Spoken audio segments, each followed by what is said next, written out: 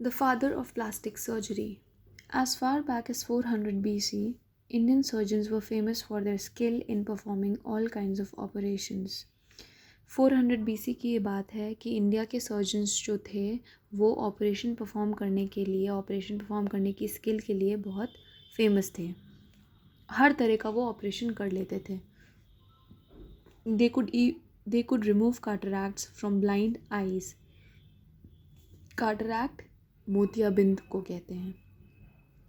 तो वो लोग ब्लाइंड आई से भी मोतियाबिंद निकाल लेते थे. They could operate on the intestines.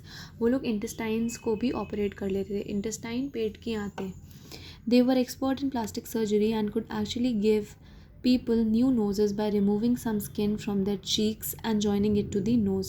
In fact, जो इंडियन सर्जन्स थे उस टाइम के वो प्लास्टिक सर्जरी भी परफॉर्म कर लेते थे. वो नोज़ को नया शेप, नया लुक दे देते थे. कैसे? वो चीक्स या हमारे गाल की जो स्किन होती थी वो जोड़ देते थे नोज़ में, उससे एक नया लुक आ जाता था. We know about surgery in ancient India from the Sushruta Samhita. अब एंशिएंट इंडिया में जो सर्जरी होती थी उस टाइम की सर्जरी को कैसे होती थी हमें इसके बारे में सुश्रुता संहिता से पता चला. This book written in Sanskrit contains the teachings of a remarkable man Sushruta. Sushruta Samhita एक बुक है जिसमें सुश्रुता की टीचिंग्स हैं. सुश्रुता ने जो जो बातें कही हैं सर्जरी के बारे में वो हैं, और ये बुक संस्कृत में लिखी गई है. ये एक बहुत ही रिमार्केबल मैन थे, मतलब बहुत ध्यान देने योग्य इंसान थे जिनकी बातों को हमें सुनना चाहिए, पढ़ना चाहिए. In fact, Arabian, Persian and Latin translations of Sushruta Samhita helped countries all over Europe and West Asia to train skillful doctors. Sushruta संहिता को अरेबियन, पर्शियन और लैटिन में ट्रांसलेट किया गया, और जो यूरोप और वेस्ट एशिया के लोग थे उन्होंने भी इस बुक को पढ़ा to learn operation, to learn how to do surgery.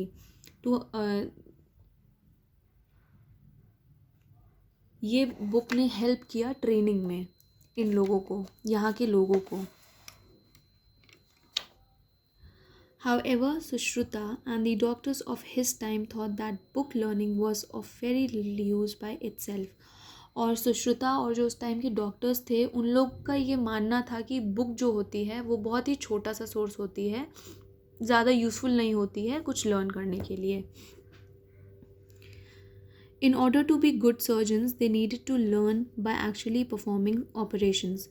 तो क्योंकि उन्हें ये लगता था कि अगर एक अच्छा सर्जन बनना है तो हमें ऑपरेशंस को परफॉर्म करना पड़ेगा, हमें प्रैक्टिकली वो चीज़ करनी होगी. दिस वॉज नॉट ईजी, और ऐसा करना उस टाइम पे आसान नहीं था. Not many people were willing to learn a surgeon let a surgeon try various operations on their bodies. क्योंकि उस टाइम पे जो लोग थे ना वो सर्जन्स पर भरोसा नहीं करते थे और उन्हें मौका नहीं देते थे कि वो ऑपरेशन परफॉर्म करें. So the young doctors thought of other ways. तो जो डॉक्टर्स थे, जो उस टाइम के सर्जन्स थे, उन्होंने अलग अलग तरीके ढूंढ लिए ऑपरेशन की प्रैक्टिस करने के लिए. We could learn the art of cutting through flesh by moulding wax on a wooden boards, said one. तो एक ने कहा, एक जो यंग सर्जन था, जो सर्जन बनना चाहता था, उसने ये कहा कि हम लोग जो बॉडी को जब हम काटते हैं, ठीक है, नाइफ से या किसी चीज़ से जब काटते हैं तो उस समय पे तो बॉडीज़ नहीं थी, तो उन्होंने एक दूसरा रास्ता चुना कि वो लोग क्या करेंगे, वुड पे वैक्स को डाल देंगे. वैक्स मतलब मोम जो होता है, मोल्डिंग वैक्स मतलब मोम को सांचे में डालकर कोई आकृति बनाना. तो ऐसा करके वो आर्ट ऑफ कटिंग को प्रैक्टिस कर सकते हैं. और on cucumbers, gourds, watermelons and other soft fruits, suggested others. फिर जो और दूसरे डॉक्टर्स थे उन्होंने कहा कि हम लोग कुछ सॉफ्ट फ्रूट्स के ऊपर भी ऐसा करके प्रैक्टिस कर सकते हैं ये चीज़. Their knives cut skillfully through the wax shapes and fruits that had been covered with wax.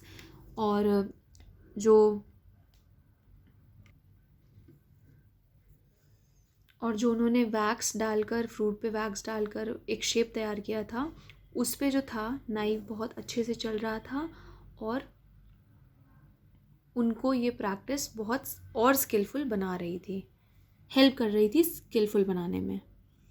Sushruta told them, You can learn how to tie good bandages by working on the bodies of life size dolls stuffed with linen. उन्होंने कहा कि अगर अब आपको bandage बांधना है किसी को, तो उसके लिए आप क्या कर सकते हो कि एक बड़ी सी डॉल लो जिसमें लिनन भरा हुआ है, उसको बैंडेज बांध कर आप बैंडेज बांधने की असलियत में प्रैक्टिस कर सकते हो. Practice stitches on leather and clothes. उन्होंने कहा स्टिचिंग, डॉक्टर्स अब स्टिचिंग भी तो करते हैं ना, तो उन्होंने कहा उस समय पे तो कोई तैयार नहीं था, तो उन्होंने कहा कि आप स्टिचिंग कैसे सीख सकते हो, लेदर पे या किसी क्लॉथ पर आप स्टिचिंग की प्रैक्टिस कर सकते हो. इस तरह से आप स्टिचिंग का स्किल सीख जाओगे. Sushruta showed them a clever way of learning how to extract teeth. और सुश्रुता ने उन्हें एक क्लेवर वे, मतलब उन्हें एक बहुत इंटरेस्टिंग तरीका बताया कि वो कैसे टीथ एक्सट्रैक्ट कर सकते हैं. The student doctors practise first by drawing out seeds from thick jackfruit pulp and later by pulling out teeth from the jaws of dead animals. पहले तो जो स्टूडेंट डॉक्टर्स थे, स्टूडेंट डॉक्टर कौन होते हैं, जो अभी डॉक्टर नहीं बने होते हैं लेकिन डॉक्टर बनने की पढ़ाई कर रहे होते हैं, उन्हें हम स्टूडेंट डॉक्टर्स कहते हैं. तो पहले तो उन्होंने टीथ को एक्सट्रैक्ट करने के लिए क्या तरीका निकाला कि वो जो जैक फ्रूट क्या होता है, जैक फ्रूट हम कटहल को कहते हैं, तो उन्होंने पहले तो उससे सीड निकालने की प्रैक्टिस करी. ठीक है, फिर उसके बाद उन्होंने क्या किया, जो डेड एनिमल्स थे उनके टीथ निकालने की प्रैक्टिस करी. Sushruta described the art